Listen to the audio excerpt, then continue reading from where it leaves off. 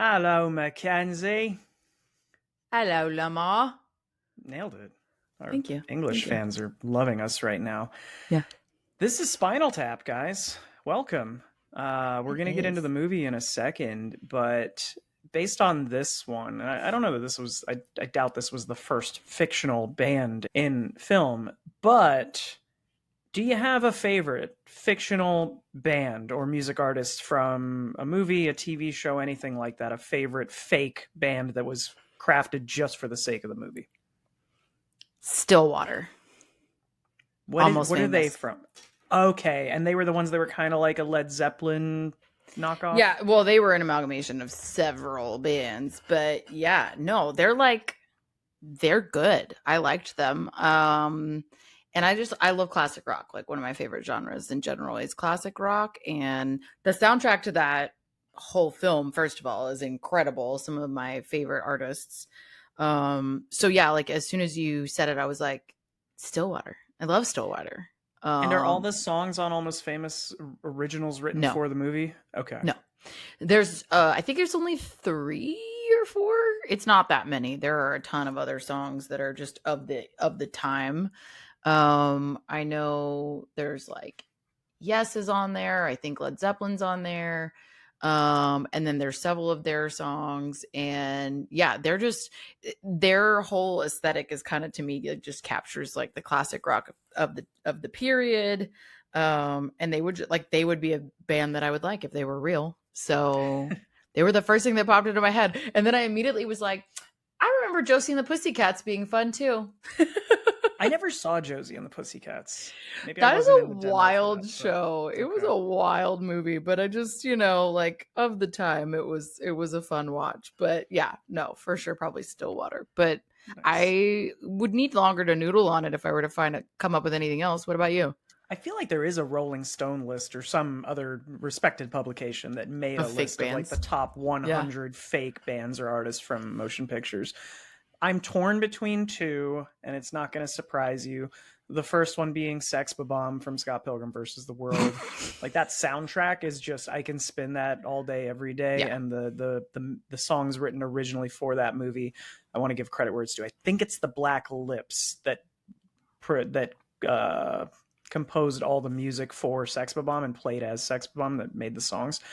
So credit to them because all those songs are really good. But honestly, at the end of the day, when I search deep within my heart, I know that the real answer is the Wonders, aka the Oneaters from That Thing You Do. Again, I was wondering if you were gonna go the Wonders. That's so it's funny. got to be, man. That again, they have, the movie is named after the hit song, but they have like Yeah. two or three other really good songs in that film that were made Yeah. for the film. And I also give it bonus points because within the film, there's a bunch of other fake artists, that they made up that are supposed to be reminiscent of other people from Mm-hmm. the 50s, 60s. And all their songs are very catchy. So I know they went through a really intense writing process where they basically had a contest to Mm-hmm. let professional singer-songwriters submit songs to us. They're like, we need a banger. We need a one-hit wonder. Write us something. The guy from Fountains of Wayne, may you rest in peace, but the lead singer of Fountains of Wayne is the one that wrote that song. So like, props to him in that band. But Wow.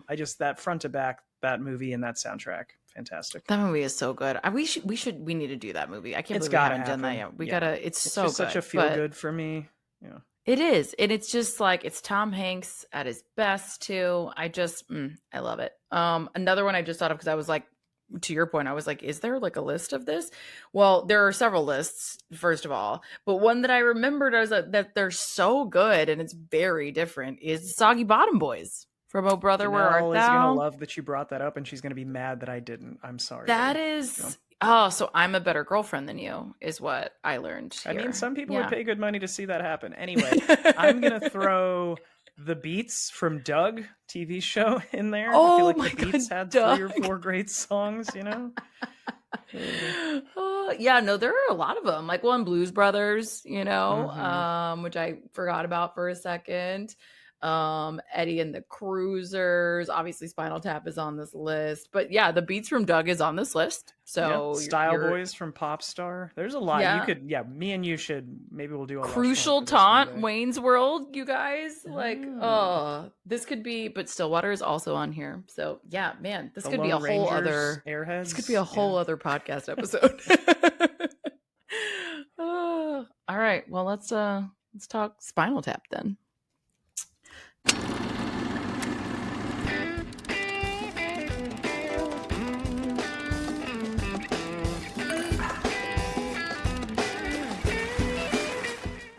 Welcome back to We Drink and We Watch Things. I'm Mackenzie. I'm Lamar.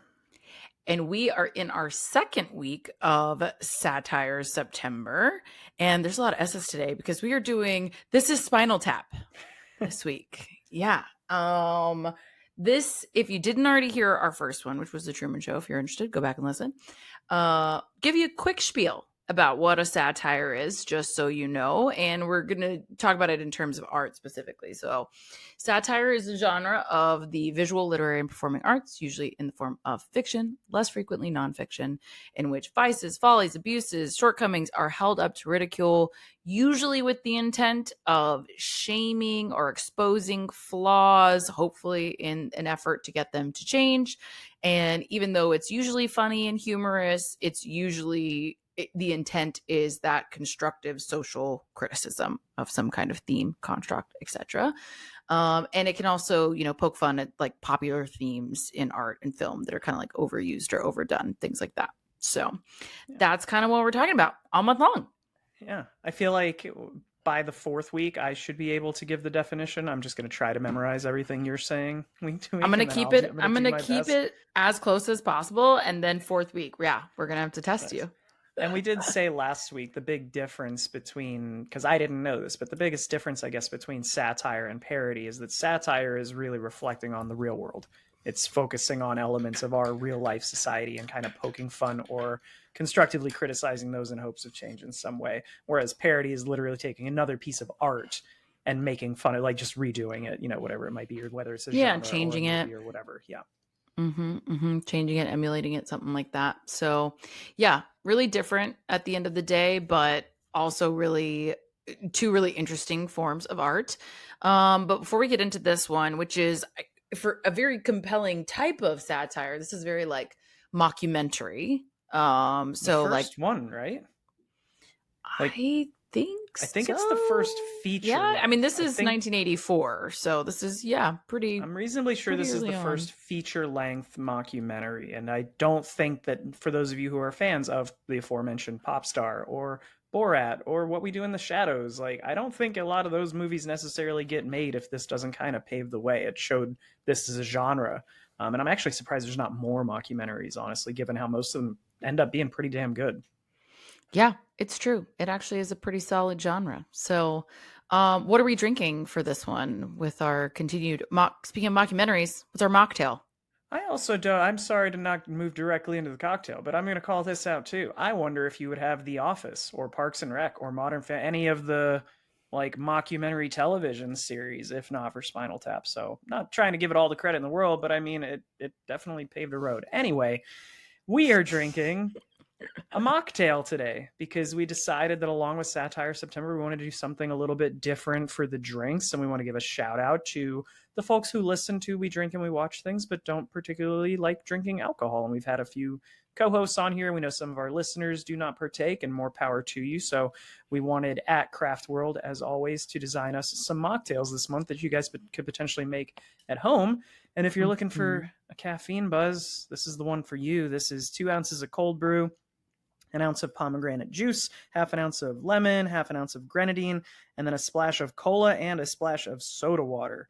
So you're going to combine the cold brew, the pom juice, the lemon, and the grenadine in the shaker, shake it all out, put it, I like that he calls out, into a dramatic glass that fits a big, unnecessarily fancy ice cube, if you've got that on hand, and then top it off with the soda and cola.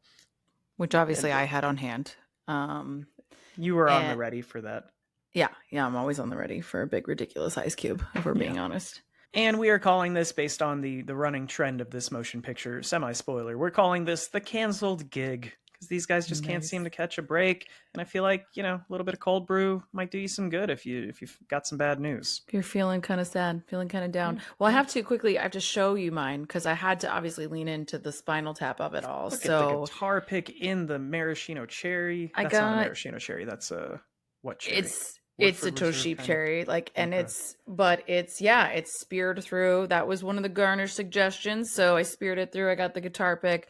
I have a snake ice cube, and I have a skeleton hand glass. So this is Spinal Tap, I Jordan, think. my sister, if you're listening to this, she's loving this. My sister is visually impaired, for those that don't know, and she likes it when movies have the descriptions of what's happening on screen. So the fact that you're describing your drink to a T, my sister's loving Yes. this right now. Yeah. You're welcome. I'm so glad you like it. It looks legit, I think. So, cheers. Cheers.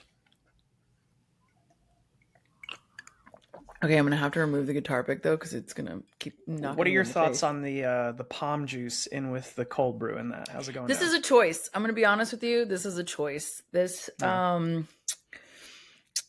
Yeah, it's quite tart. Bit more tart than I would expect for a coffee-oriented beverage. Yeah. I gotta There's not a say. lot of like sweetener in there. The palm juice is tart, the lemon is tart, like Mm-hmm. grenadine I Mm-hmm. guess helps a bit. And then I guess maybe a little more cola in mine might help, but I don't know. Yeah, it's interesting. Y'all try it. Let us know what you think. It's fascinating. All right, well, let's get into some basics and then we will. I mean, this is quite a bit older, but I guess we'll give you a spoiler warning if you haven't seen it. It's the This same is. age as me, guys. So if you haven't seen this movie, I mean, Mm, I will say I probably know a bunch of people who haven't taken the time to watch Spinal Tap. It's one of those forgotten gems for a lot of younger folks, myself yeah. included at one point. I had never heard of it. I think I saw it when I was 20 or 25. So, I didn't see it that long ago. I don't remember, but it wasn't that long ago. It was a few years ago. So, yeah, totally possible that you haven't seen it yet. But as we said, this is 1984. This has a 7.9 out of 10 and a no, it 90. doesn't. It is the only movie on Oh, I'm IMDb that sorry, is you're rated right. out of 11. Out of 11. I apologize. You're totally right. Important note.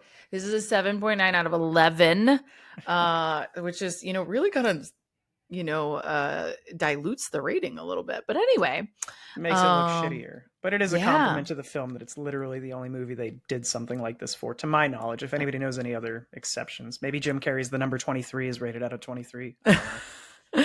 I haven't seen it. You're Yeah. right. This is true, though. 96% of critics recommend on Rotten Tomatoes and 92% of audiences. So, really well received for those of you who have seen it, which, checks out. It's great. And it is directed by Mr. Rob Reiner, who, if you didn't know Is he the already, most underrated director in Hollywood? When I was reading his list, I was like, holy shit, I do not give Rob yeah. Reiner enough credit. No, I think so. I think he's like just kind of he's like a little bit of a, so he's a subtle artist, I guess, because he is actually, funnily enough, he was just recently in The Bear. He does like a guest star, Mm-hmm. like advisory role, in The Bear, and it's really funny. And he is obviously in this as well for parts of it, but he has also directed, to your point, a ton of great stuff, including but not limited to The Princess Bride, which is one of the most perfect movies.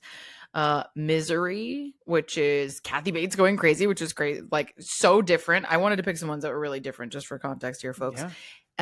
And then another one that is obviously incredible is A Few Good Men.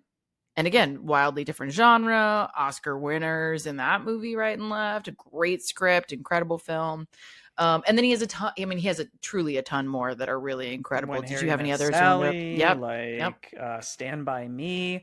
And then I yep. wanted to call out again. I feel like most people my age or younger are just like, oh, Rob Reiner, he was in Wolf of Wall Street. He was Leo's dad. Like the acting that he does, I guess, doesn't call enough attention to everything he's doing behind the camera because he's Yeah. doing these directing things. He also has a production company, and I've seen this before and never knew it was him, but Castle Rock Productions, that's Rob Mhm. Reiner's company. So Yep. the tie into all the Stephen King stuff, we just mentioned two of them there, but he named it Castle Rock. So I've seen that a million times in front of movies and never knew it was tied to Rob Reiner. So Yeah, he just lets the work speak for itself, I guess. I mean, yeah. apparently that's the move.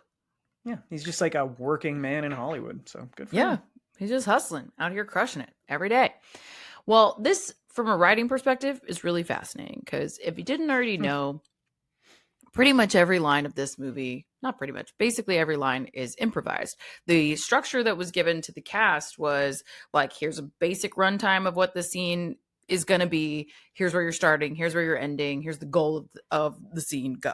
Right. So purely improvisation. The concept does come from a collaboration of, Rob Reiner, Christopher Guest, Michael McKean, and Harry Shearer. And so they're the credited writers.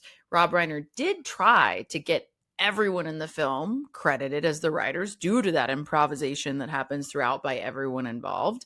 But the Writers Guild of America wouldn't let it happen. So it's just them.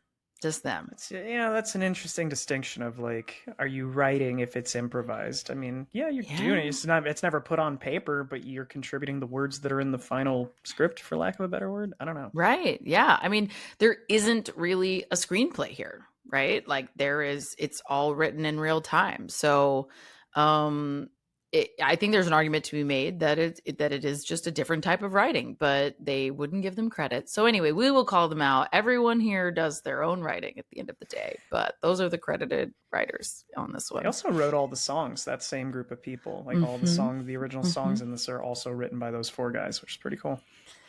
Yeah. So like getting to the major cast and crew, Christopher Guest is, one of the two leads of the band. I mean, this band is obviously a rotating foursome, but those are kind of like the two, lead guitar, lead singer, etc. So Christopher Guest is Nigel Tufnell, and he's done a bunch of stuff, but Waiting for Guffman is one of them that people will probably know. The one that I think is the best reference is The Princess Bride. He's a 6-figured man, if you didn't know. Count Rugen, he's terrible. But he does a really good job at it, obviously. He also makes a lot of his own films too, right? Like, didn't he do Best in Show? Wasn't that his directing? Yeah, okay. Yeah, he did. Yeah, and then we have Michael McKean, who plays David St. Hubbins. He's done a few things. He did Best in Show with Christopher Guest. He did Clue. And then apparently, I have not been able to get through this. People keep telling me I need to, but he's a recurring in Better Call Saul. If you like Breaking Bad, I made the mistake of watching the first season of Better Call Saul and being like, it's not as good as Breaking Bad. The story's not really hooking me. Literally the show gets better every season, and by like the third or fourth season I could not stop watching, and I burned through the last couple. Like it because it's a prequel, it eventually more and more characters from Breaking Bad show up in it, so I'm gonna keep shoving it your way, just like everyone else. Like you're not alone. I haven't gotten past the second episode, so it's not like I even tried the whole season. Like I just haven't. It was not hooking me. Yeah, it feels like its own standalone of just this case he's working, and it's like, this is fine. But then once it gets closer to Breaking Bad, you're like, holy shit, this is incredible. Yeah, I need to get back to it. I need to try again. I will try again. I promise y'all. Harry Shearer is Derek Smalls. He is notable, I think, for The Simpsons, in which he plays 21 different characters. And even if you don't know what he looks like, you see him or hear his voice, and you immediately are like, I know exactly who this is. Who this is. Mr. Burns, he's Ned Flanders, he is Principal Skinner. But even the live action stuff that he's done, fun fact, he was in the Truman Show last week. I was going to say he's the interviewer. Yeah, I do know that. Yeah. He was in A League of Their Own as like one of the voiceovers on like the newspaper stuff and the radio stuff there. And then he was Handsome Dan in Wayne's World 2. Like the dude has been in so many things that I've seen, and I never tied together that it was the guy from Spinal Tap that's also in Simpsons and all this other shit. He just has that voice. I mean, he's such a great voice, and obviously he can do a lot with it to make it sound different, but he just has this awesome quality to his voice. So yeah, really cool. We also have June Chadwick, who plays Janine Pettibone. She isn't known for a ton of other things, to be honest. She did Jumpin' Jack Flash. I don't know what that is. But most other things I didn't know at all either. Then we have Tony Hendra, who plays Ian Faith, who's mostly done a lot of TV, and most people would probably just know like Law and Order he did and stuff like that, but not a ton. And then Bruno Kirby plays Tommy Pichetta. and he was in City Slickers and When Harry Met Sally, and so like it kind of checks out because he's working with the Rob Reiners and the Billy Crystals of the world in that process. And Billy Crystal makes a very brief cameo here as a mime. So it's Dana just funny. Carvey, right? Yeah. So there's some ties here across these these groups of production Funny production people like teams. other funny people, it turns out. Yeah, Try to they work do. together. You got a Amazing. pre-nanny It's like they Fran want to hang out. Drescher in here, like 10 years before the nanny. Yeah, I was gonna say you got Fran Drescher playing Bobby Fleckman, who's like one of the band managers, or not band managers, rather like the record producer for them. And yeah, she's a very different type of character than she is in The Nanny, for sure. So it's really interesting. And the only other thing that I've seen her in that anybody might really know her from other than The Nanny is Beautician and the Beast, which is a funny different animal in its own right. Okay. But she is also the president of SAG-AFTRA right now, I think. Pretty sure. Really? Yeah, I think so. Her. Or last check. Don't hold me to that, people, if that's wrong. But like last time I checked, she was the president. Okay, quick plot summary. You don't want to list out the other 37 band members that have been in Spinal Tap? As much as I would love to repeat the 1,200 drummers that died in in the making of this film, I don't think we have the time. I really don't. I don't think we have the time. So I agree. The 37, I don't know why that is like a recurrent. It must be one of those things where it's just a funny number to throw out, 37. It's also the number of language kids, dicks that were sucked in Clerks. Like 37. I don't know why 37 is like one of those children, though. Like, you need a punchline? Let's make 37 the number. I don't know. Yeah, I don't know why that is. I either say 37 or 27 often is what I have learned. So I don't know. Today it's 37. Exactly. Okay, quick plot summary, y'all. Spinal Tap, one of England's loudest bands, is chronicled by film director Marty DeBurgi on what proves to be a fateful tour. Accurate? Yeah, accurate. I think that's pretty much spot on. So, I mean, just to clarify really quick before we get into spoiler territory, this is a mockumentary. So it is, this is a fake band. And I mentioned that because hilariously, there were a lot of people who, when this came out, did not realize that this was a fake band, watched it thinking that they had heard of this band or seen this band in some way before, and that this was a real documentary of them. And that's how kind of authentic it feels, which I think is telling. I think there's a story that Ozzy Osbourne, may he rest in peace, when he watched this the first time, was the only one in his group not laughing because he thought it was a real scenario and he thought they were just wankers. Like, he's like, these guys suck, but didn't realize, didn't pick up on it, which I wouldn't put, past him. But yeah, he's done a lot of drugs, watch this, and I guess that we can tie that right into the fact that this is satire, but it's so spot on to some of the components of the musician lifestyle and how like touring is and how overblown everything is and how trendy everything is and how much of it is actually, I mean, we talked about capitalism and selling products last week, and the music business is no different at all. No, not at all. And you see a lot of that kind of those dynamics between not just the bands, but like the label and the manager and the record producer and all of that. And so it does kind of give a real authentic spin to it. And it was kind of inspired by a couple other documentaries that, rock documentaries that had already been, popular, had already been released.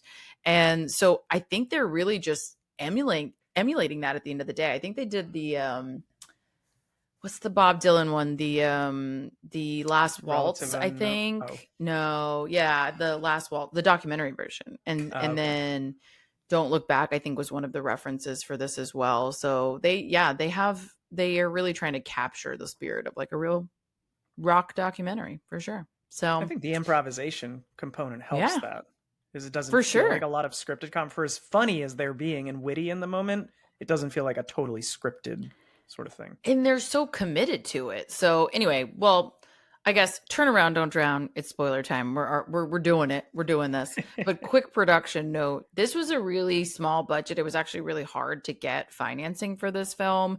They didn't think, again, to the point about the script. There is no script, and they didn't think that they could really get across what they were trying to do with the film. So they actually did kind of a demo of the film. So they filmed a few scenes, and they shopped that around, and they couldn't get any funding. And it got rejected by a ton of different producers. And then I can't remember, I think it was Norman Lear is the person who finally gave them money, but really they only got $2 million at the end of the day. And it was a Hail Mary at that. And they only made 5.8 million at the box office. But Almost tripling your budget isn't so no, bad, not though, bad right? at all. Not bad at all. No, no, no. But I think that's kind of like to your earlier point, how people missed this. Yeah. Wasn't like widely advertised and marketed because of that budget. So the fame that it has garnered at this point is largely, yeah, word of mouth and that like cult classic vibe to it, because they definitely didn't have the budget to advertise for it. But it was very well received, as we can tell Yeah, by all the it's ratings. the way that I describe this movie is it's the exact right amount of funny.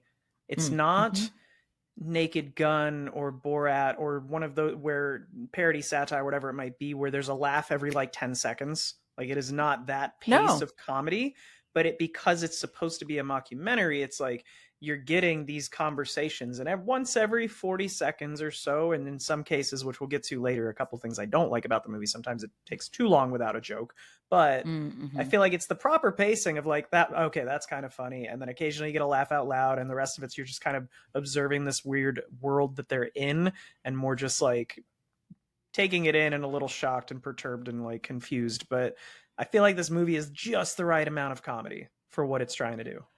Yeah, no, I agree. I mean, I think at the end of the day, I can't remember. I have a quote that I read that was basically, I think it was a critic who said this. I'm not sure, but it was just like it's a satire of the documentary form itself. It's Yeah. got the perfectly faded clips from old TV shows of the band in its mod and like childflower incarnations. Like it's really committing to the documentary storytelling formula. I And I hope, think, I'm sorry to cut you off, but I really hope in the sequel they do that again. Like there are so many genres from the 80s to now yeah. that they could have ripped off of during the last 40 years. I want to see those iterations of Spinal Tap. I'm sorry, continue. No, you're fine. I'm sure they will to some degree. I think the plot of the new one though is they're coming back for a reunion tour. So Okay. I wonder how much they'll be able to do that. I mean, I'm sure they can find a way to work it in, but I would be curious as well. But I'm it's keeping supposed my to fingers follow their crossed that they reunion tour. tried to do a new metal comeback. I'm gonna keep my fingers crossed that Spinal Tap attempted to come back for new metal. We're gonna see. I'm ready to go see it. I'm excited, but I just love how committed to that form they are, like to the Mm-hmm. format, like just again like the documentary formula, but also how it's shot. There's a the cinematographer on the film is actually like it's all hand cameras. It's little, I think like 16 millimeter hand cameras, and it's supposed to be in that like cinema verite type of style, and it really feels like that. It feels like that throughout. They keep that visual style throughout. And it didn't have like a traditional shooting schedule in that sense. And they had to incorporate a ton of different editors because of how much material they actually shot. But I think it's hilarious because the cinematographer was like, I don't really get why this is supposed to be funny. Like he was like, I don't get Really? it. Yeah, it was like, I don't know why it's funny. We're just shooting a documentary. It's kind of hilarious. Like it went over his head even in being a That's what part I of mean. it. Is I think that's what makes this feel more real is that Yeah, because it's not punchy, it's not so punchy that you're laughing nonstop. It feels like right. you're observing people and occasionally one of them is saying something stupid, and that's what makes it feel real. Yeah. It's like what happens in real life. Not every other line is a joke. No, I mean, and we gotta get into so what some of the funny parts are, but like they're everything down to like the costumes, the Mm-hmm. vibe and the energy of the band, and like really committing to this era of this type of band, and the stage, how the stage is like super dramatic, and the aesthetics and the props and the music and the sounds and all the things. And it's subtle jokes. Like they're not knock you over the head with it kind of jokes, like Right. even Rob Reiner, supposed to be the director, and he's wearing that kind of like prototypical 1980s, supposed to look like Vietnam vet or at least Army, Air Force, Navy, whatever type of hat. And it's the USS Oral Sea, and it's OORLC, because they couldn't get the rights to the Coral Sea, which is an actual USS Navy ship. And it's like, it's just this subtle thing that like you look 2 or 3 times at, you're like, what does that say? Like, I don't, and then the costumes that they wear on stage, like they're these just super like these lycra and spandex and The sparkles and the gratuitous, hair and the yeah. gratuitous moose knuckle in this film of the crotch shots from below. Oh my I God, don't know that I yes. needed to know that much about Harry Shearer. I knew he was on The Simpsons. That's all. That was enough. I didn't need to see that. Oh yeah, well, and Christopher Guest too. I was like, I, those are tight. Those are really tight pants. That's unnecessary. But yeah, like, and speaking of a subtle stage shot, the like pods. Remember the scene That with the whole pods? gag is Oh so my worth it. God. At first, I'm like, okay, I know exactly where this is going, but it's worth it because they stretch it out for like a 2.5 minute song, the whole thing, and like Yeah, you're just watching the chaos. But when they finally go back in, and that's when his opens, and then he can't get back and in, it it makes comes the out. whole thing worth it. It's such a Oh, good it's joke. such a payoff. It's such a good Yeah. gag. And like he gets kind of stuck and he still just like shoots his arm up, like, I made it, whatever. But I just love, to your point, they really commit to it during the song. And it feels like what would happen. I mean, if you have ever been a theater kid or a musician and been on a stage ever, it's so authentic to the show must go on. And you just have to keep, they're talking about it, in between lyrics, they're talking to each other, like, what's going on? How do we do, whatever. But they got to keep playing. They got to keep doing the song. And so it just, yeah, it just feels like a real hiccup that could happen in a show, and it just plays really well, really funny. And the torch that they bring out, Yeah. like, They're trying every little thing. I love that he's still playing in his pod. Like he's still yeah, got the he's just bass like, going okay, well, on. I gotta play. Like he's in the weird angle because he's got to fit in the pod, and he just, Yeah. yeah, he just they commits. they Yeah. do the committing to a bit is something I always appreciate in comedy, and Yeah. they do that really well in this. Even the like we talked about the drummers, I love that they have multiple interviews where they're talking about their drummers that have died, and in these Oh, I weird know. crazy ways. Like you can't dust for vomit like fingerprints. Yeah, Like you can't really you dust for can't vomit. dust. But like knowing that this is all ad-libbed and it's all improv makes it even funnier. Like Yeah. there's these subtle things, like that whole thing, that's the first big interview they have. And it's talking about their names, and then it's talking about their drummers. And their names are the Lovely Lads. And then they went to the originals because they wanted to be like, they had to change name for whatever reason. And then they had to change from the originals to the new originals because there was already an originals. And then it's just this hard cut to, and so then we ended up at the Thensman, or the Thamesman or whatever they said, and you're like, we didn't even get to how we're Spinal Tap, Yeah. right? Like Yeah. we don't know how you went from Lovely Lads to originals. We don't know why after you ended up at the new originals and that other band changed their name to something else. Why are you the Thamesman? What? I What? think it helps that they keep the plot simple, right? Like Yeah. when you're improvising, though, to your point, it's Yeah. incredible that they managed to improvise and then edit this where that drummer joke comes up at like 3 different Yeah. times of the movie, and then you have the Peeper. payoff in the final Gardener. scene when the last drummer explodes and gets replaced immediately. But it's just like pure happenstance and really good editing. I assume that made that happen. But I think it also helps that they keep the plot simple. It's just, this is a band.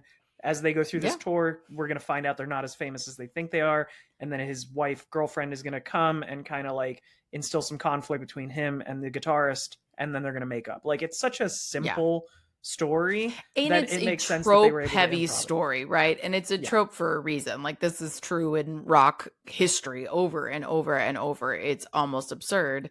So yeah, having this very simple outline is great. But like to your point, they really commit to the bit and they keep it simple, and like they can make really milk something like that, and like changing a name 12 times and make it really funny in a short period of time. And I think their dynamic, even if you just watch that scene, is really telling because, this was really kind of the brainchild of Michael McKean and Christopher Guest. Like they were roommates in college, and they kind of they came up with this concept. They had already played music together genuinely and been in bands together. And then they ended up coming up with a sketch in the early 70s or mid 70s or something, about Spinal Tap. And so like this had been something they were intimately familiar with over the amount of time it took to develop, but also because they had played together.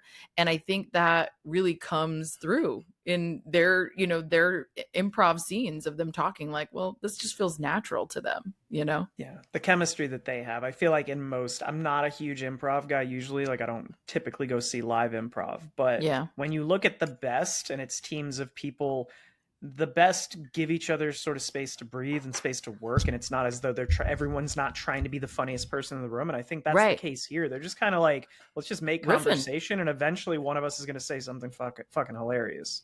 Yeah. And I mean, and they did, like, they're just like riffing off of each other and really complimenting each other. And I love, like you said, the deaths. I just thought my dad's a drummer. If y'all don't remember, I've mentioned this on the pod before. So my biggest note here was, I was like, it's always a drummer.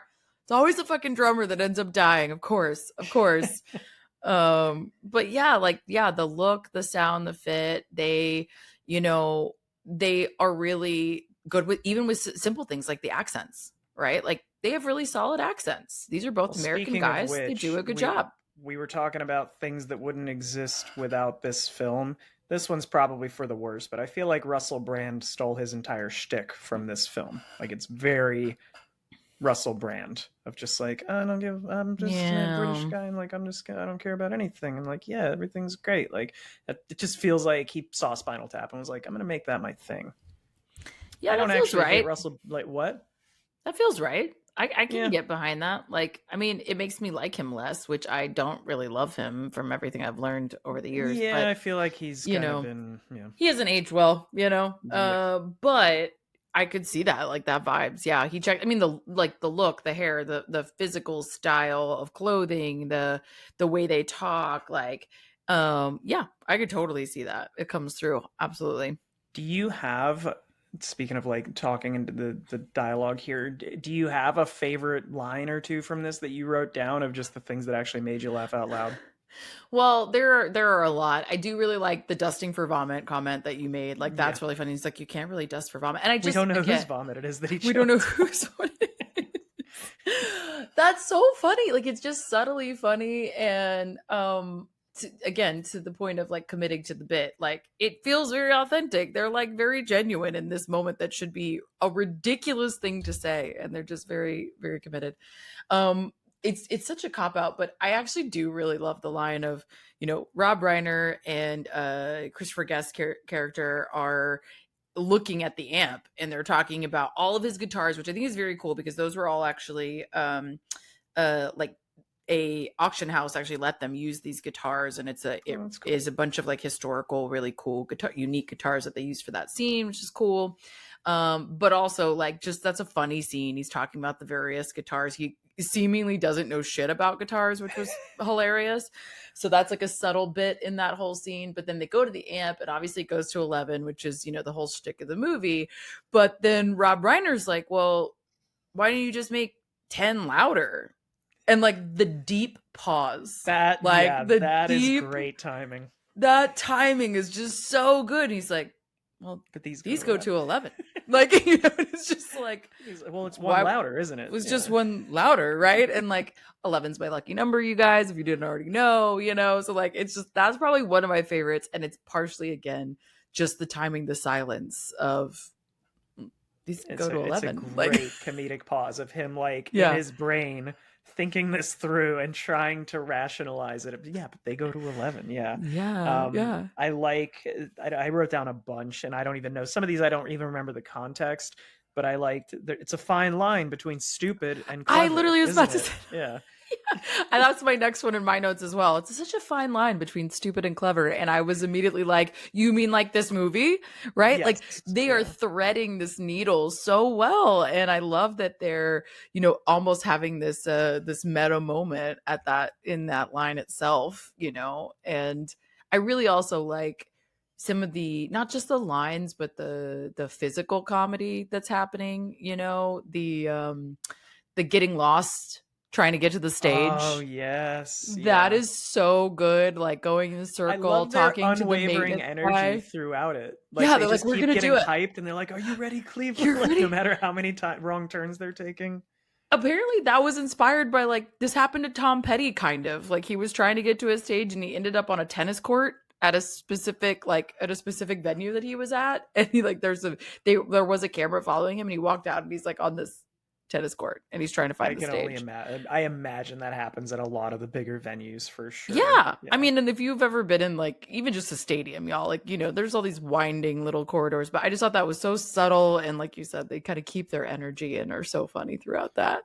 Yeah. Speaking of somebody who like keeps their energy, the tour manager or band manager, Oh my God, Ian Faith. Yeah. Ian, his efforts to keep them positive and to kind of weave his way out of situations when clearly he's not doing a very good job. Like, you He's fucking feel for him. incompetent. But yeah, when they're like, the Boston gig's canceled, don't worry, it's not really a college town. Like, what?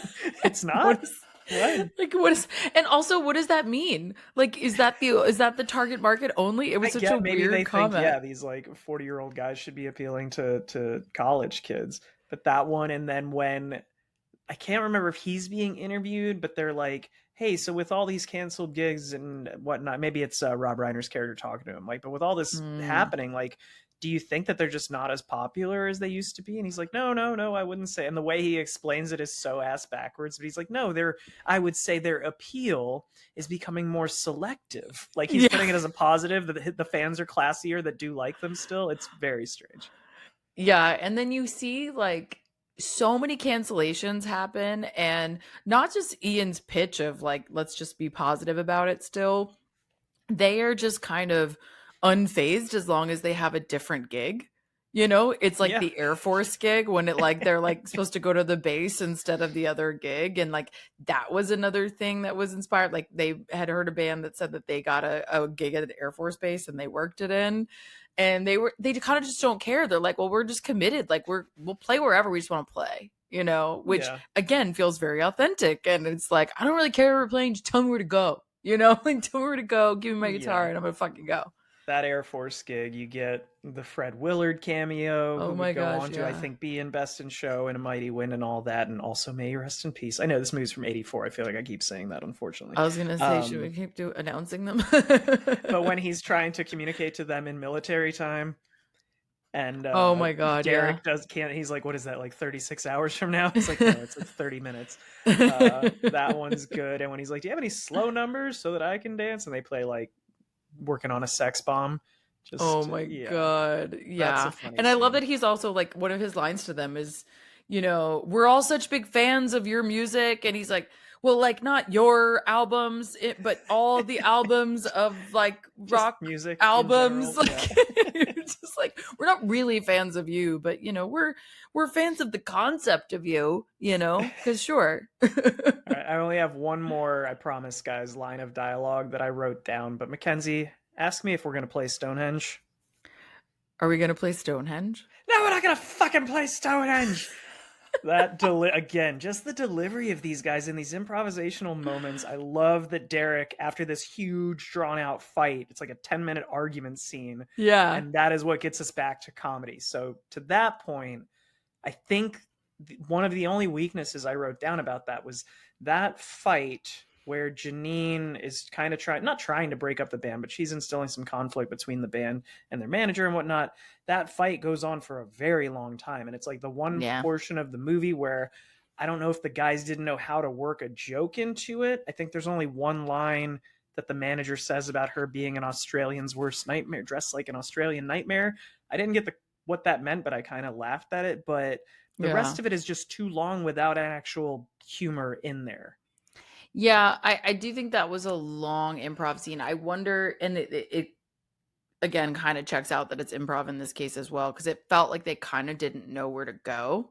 Yeah. It was kind of like, okay, we need to have a fight here that ends to some degree in Ian quitting. And if you watch it with the lens of this is improvised, you're like, he can't find the cue. Right? Like he's not being given the cue to exit the room. So I think that's why it drags. I think Janine is not prompting him, not getting heightened enough. And neither is David St. Hubbins' character either. He's not getting heightened enough to push him out of the room either. And so I think that's part of what drags it out. But I agree, it drags a little bit longer for that reason. And then when he does leave and quit, it's a little abrupt. The breakup and makeup are abrupt. Yeah. it's a little abrupt, and he's like, I quit. And then you cut to them touring with her leading everything, and you're like, this can only go poorly, because even though she does have the, like, listen, Ian wasn't totally competent and did probably need help. She doesn't know all kinds of things that I'm sure he knows, right? Like, she's getting him even shittier gigs, and can't book them and what have you. But it's up to her now. And then people are dropping like flies, She did get them So the big dressing room though, bigger than the puppets dressing room, so that's yeah, good. and that's all that I matters. like But that. they were not the headliner. No. So the puppets definitely took top billing, and that's ouch. I think Ouch. I think you touched on my second kind of, not complaint about this, but critique is Janine doesn't get enough. I feel like they did her, or the actress, a bit of a disservice. Like, she's improving the serious moments, but the problem is she just basically is told to be a wet blanket the whole movie, and like, Yeah. she doesn't really get very many jokes. I feel like they could have worked more into that, and also, to your point, they could have played up the conflict with her and the other manager a little more aggressively. Like, I would go one way or the other, because otherwise, for the most part, it just feels like she's standing in the room with these guys and not really driving the conversation, but just kind of playing along and doesn't get a chance to shine. I wish they'd given Janine more She's to work with. she's also relatively inoffensive, right? And she's supposed to be a Yeah, when she turning point shows in the up, you band. think Like, she's gonna yeah. be this super controlling, but they don't lean into it enough. Well, they do. Yeah, they have a couple throwaway lines where she's told me I need to eat this way or whatever. Mm-hmm. And, Nigel side eyes her a lot and doesn't love that she's there. And, but that reads purely as, this is my best friend and this is a me and him thing. And I just don't want you in on our boys club, right? She doesn't do anything super offensive to justify how upset Nigel is with her, because she seems pretty neutral most of the time. So, like, yeah, I agree. I think they should have leaned into her being a bigger source of conflict, because Yeah. even when Nigel kind of throws his tantrum, and understandably, because again, you're supposed to get that, like, this is their thing, and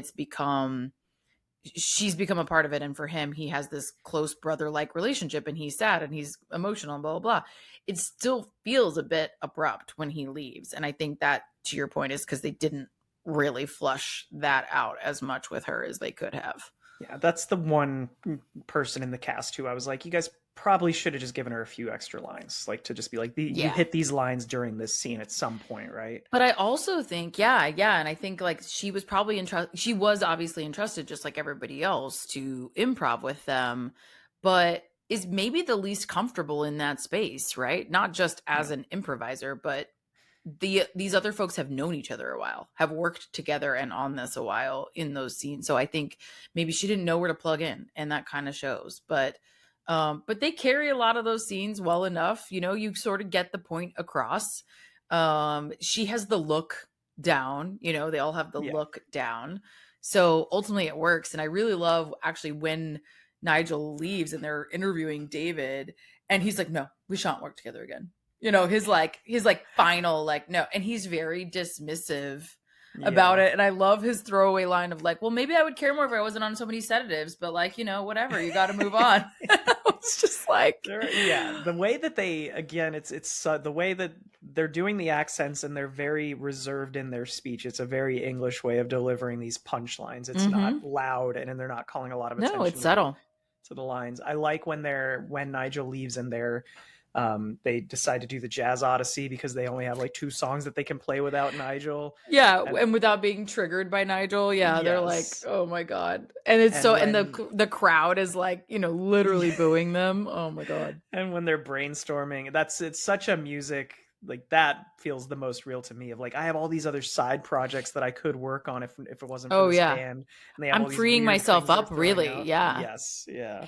I also really like one of the lines when they're it might have been Nigel, I can't remember, but somebody's like talking about this, they're trying to be poets, right? Like, they're rock stars, but who are poets. And this is so emblematic to me of that era, right? You have the Yeses, the Led Zeppelins, the Emerson, Lake and Palmers of the world, who wrote like art, but then turned it into rock, right? And so that just comes up over and over. And one of the ones that I think Nigel's starting to play for them is he's like playing the piece and it sounds beautiful. It's a lovely melody and it D minor. has these great lyrics. Yeah, it's D minor. Saddest note. It's the saddest note. And he's like, this is called Lick My Love Pump. And just delivers it straight and so sincere, right? Like, and you're just like, what the fuck did you just call the actual music jokes in this are pretty funny. I'm not a musician, like I know the basics, but that thing about D minor, he's like, it just makes people cry. They start welling up as soon as they hear that note. And I love when and this is probably, I would have guessed this is either a Van Halen or Jimmy Page knock, probably Jimmy Page based on the timing of when this came out. But when he's doing the guitar solo with the violin pressed up against it. Oh yeah. And it's such a little thing, but he takes the time he looks at the violin weird, and he tunes it. Yep. He's like, that's wrong. Yeah. Even though I'm railing it against his guitar, it doesn't matter. Oh my God. And there were so many antics like that. And I love that they did that. It was hilarious. And like the Stonehenge of it all. We have to talk about the Stonehenge for a number of reasons. One, Angelica Houston's cameo is she made Stonehenge, and apparently it was the correct size. She was given the wrong spec, and they still tried to use it, which is hilarious and absurd. But this scene was so good and so funny to me. This like intro, this like very serious, like the fog and the capes and the narration, and he's like, no one knows who they were or what they were doing. Honestly, it's a pretty good metal song. Like, no, it's so metal. It's like such an intro, and he's like, their legacy lives on, and then the like hood comes off. And my note here was like, and then it starts playing. It's good music. It's a good metal song. It's a great song. And I immediately was like, this is so Jethro Tull. I can't even. Like, I have seen this happen in concert. Jethro Tull sounds like this. I was like, it was just so perfect and authentic, and then hilarious because Stonehenge is this big. You know, like, it's just crazy. There's that line where she said, or where the manager, they're like, why didn't you fix it? And he's like, I gave her what he wrote down. It was 18 inches. Why am I going to question? And he's like, well, you're not as confused as Nigel is. Like, he's basically calling you're not supposed to be as confused as Nigel. Like, you're supposed to put this together. And like, fun fact too, this is Spinal Tap 2. The 2 is the Stonehenge. Hell yeah. In the trailer. So I think, it's making a comeback. The other thing that we've heard referenced in pop culture and in real life, honestly, is the sort of like the demands of the band in the green room. And so I love the call out here with the sandwich board of like, meat is too big for the bread, and I don't want to fold it. I don't want to have to fold this. Look, then it gets like this. And then it goes like the perfect amount of time. Like, it's too long for a real conversation to happen about this bread, but it's the perfect amount of time for it to just be absurd. That, like, some of the olives don't have pimentos, and that's apparently a big deal. What is that? This has there's something even in it. Nobody's even in that. What is that? And he's like holding his head. He's like, it's gonna be okay. He's like, I'm a professional. It's like, it's fine. It's gonna be fine. Like, why are we having a 5-minute conversation about it then? It's so good. It's so funny there. And then I think the other thing, like from a show perspective on the production, is like the props and all that. Like, they never let up, right? Like, their tours are getting more and more sparsely attended, and they're getting shittier gigs. But if that fucking skull doesn't go, and they don't have fog and lights and Stonehenge, like, I just love that, like, they never let up. This is the look, and they're not going to compromise it. I'm total agreement with you, because I think that aside from the band kind of infighting, to tie into what we said before, when they're lost, and it's just this unwavering optimism, that's what you see throughout this. You called it, like, they just want to play shows. Like, they really do enjoy playing, so they don't really give a shit. I do like when they have that realization and they're listening to the radio and they hear their song or whatever, and he's like, and they're in the "Where Are They Now" file, and and they just like, and they're like smiling, but it becomes this painful smile. That moment is brilliant. And it's stuff like that too, where I'm like, did they know that was coming? Like, the radio was gonna play? Like, I don't know, but they react so authentically and so well. And I think it just really, on the whole, I think it holds up. And they do have, like you said, there's not as heavy a punchlines, but the lines are funny. Like, they're consistently, you're laughing out loud, you're you're chuckling to yourself. Even with the Stonehenge after effect, there's like a really subtle line about like, I really think you're making a big thing of it. And he's like, well, it would have been good to make a big thing of it, actually. Like, and just these puns that are just very off the cuff, and they really do really well with those. I really liked I guess it's not really a pun, but just the double entendre of that song Big Bottom, which again, ahead of its time. I mean, it might be kind of coming off of Queen's, Fat Bottom Girls, but Yeah. I like he says, how could I leave this behind? Double meaning. Fucking brilliant songwriting right there. Yeah. Yeah, they just really, they really pull it together. They do a good job. And I also like that, again, it follows the rock trope storyline of they have broken up, they're sad, and then he shows up to his show kind of hat in hand, and everybody just kind of lets it happen, and he like waves them on the stage, and once they play, like all is right with the world. Yeah. Right? Like we just want to play, man. Like we just want to play together, and this is what we love, and this is where the joy comes in, and it's cute and it's wholesome, but it's funny while it mocks it. Like I said, it happens real quick, and it's just kind of like, hey, we need to wrap this up. So, but to your point earlier of like how much they filmed for this, I stuck around in the credits and laughed like another 8 times during the credits because all those clips are hilarious. Yeah, there's just so many like just one-liners, so many funny throwaway lines, and you get a lot more of Harry Shearer in that, where he's like being the most concentrated interviewed that you've seen him. He's been interviewed earlier, but not quite as much, and he just gives a bunch of great lines as well. And so I think the credits are a really good vehicle to get some of that stuff that like didn't quite fit somewhere else, and they work it in, and it's you're just chuckling along for several more minutes. It's hilarious. Yeah. It is just, it's a great comedy. At the end of the day, that's what this is, like an all-time comedy. Yeah, totally. Well, that's Spinal Tap, basically, y'all. I'm really curious about what they're gonna do with the second one. I'm intrigued. It's really gonna be interesting to see them come together. 40 years later, like you said, and they're, they look different. I wonder how that's going to come through. Are they going to make fun of themselves? Like what's going to happen? I hope they just play it straight. Kind of like Wet Hot American Summer, which is kind of like the modern day Spinal. Like it's a bunch of improv people getting together and making an absurd kind of movie. But when they did a prequel like 10 years after the movie, and all of them were in their 40s at that point, but they just didn't address it. It was a prequel where they looked older than they did in the original film. I kind of hope they do that. And they're just like, whatever. It is what it is. Yeah. Watch like the reunion tour is like that next year, because he's like come back, Yeah. I hope so. I don't know. We'll see. But for this one, what was your rating? What would you say your rating? I mean, we've heaped a ton of praise and a couple of critiques. I think that as far as improvised mockumentary, and just keeping in mind when this came out, like it blazed a trail for a lot of really great comedy that would come after it. So we didn't even talk about the harmonizing at Elvis's grave, that scene. Oh my gosh. Like I could just list out everything in this movie that made me laugh. It's hard to talk about much else because, like I said, the plot is so bare bones. It's a band, and now we're gonna make you laugh. But I'm still probably gonna go pretty high-ish. Like I'm somewhere between an 8 and 8.5.